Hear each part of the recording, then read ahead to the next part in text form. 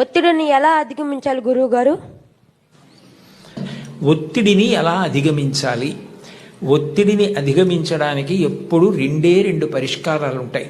ఒకటి ఆత్మవిశ్వాసం, రెండు ప్రణాళికాబద్ధమైనటువంటి జీవితం. ఆత్మవిశ్వాసము అంటే నువ్వు చదువుకున్న దాని మీద నువ్వు నమ్మకం పెంచుకోవాలి. నాకు ఇచ్చిన సిలబస్ ఏదుందో దాన్ని బాగా చదువుకున్నాను. మాస్టారు చెప్తున్నప్పుడు చాలా జాగ్రత్తగా విన్నాను.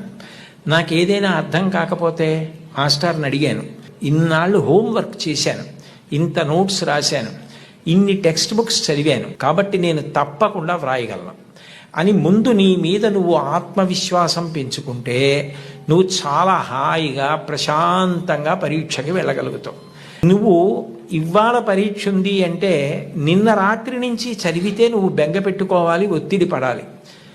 ప్రతిరోజు కూడా నువ్వు ప్రణాళికాబద్ధంగా నేను ఇన్ని గంటలకి నిద్ర లేవాలి అంటే ఖచ్చితంగా అన్ని గంటలకి నిద్ర లేవాలి. నరేంద్ర మోడీ గారి తండ్రి చెప్పులు వేసుకుని వెడుతుంటే టక్ టక్ టక్ అన్న శబ్దం వినపడితే గడియారాలు దిద్దుకునేవారట. 4:30 మోడీ గారి తండ్రి వెడుతున్నారని చెప్పి, దామోదర్ గారు వెడుతున్నారని చెప్పి. అంటే అంత ఖచ్చితంగా సమయపాలన అలవాటు కావాలి.